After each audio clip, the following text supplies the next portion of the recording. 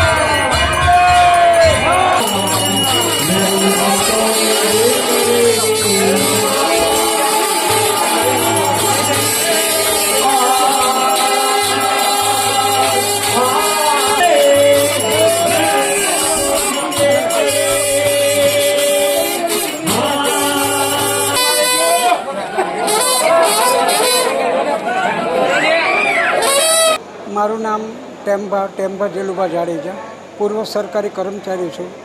છેલ્લા 37 વર્ષથી માતાજીના સાનિધ્યમાં સેવા કરવાનો મા મને મોકો આપે છે, એ મારી ઉપર બહુ મોટી મહેરબાની છે। અને નવરાત્રિનું પર્વ જે આવે એ અમારે દિવાળીથી વિશેષ છે। અને આજે આસો સુદ આઠમની અષ્ટમીની નવરાત્રિ છે। આજે અમારે માતાજીનો સ્વાંગ નીકળે છે। જે સ્વાંગ નીકળે છે એને સ્વયં અમે સાક્ષાત બહુચરાજી માનીએ છીએ। અમારે કોઈ ધૂણવું કે કોઈ દોરા ધાગા એવી કોઈ જ વસ્તુ નથી। જે સ્વાંગ છે એ અમારી બહુ મોટામાં મોટી આસ્થાનું એક પ્રતીક છે।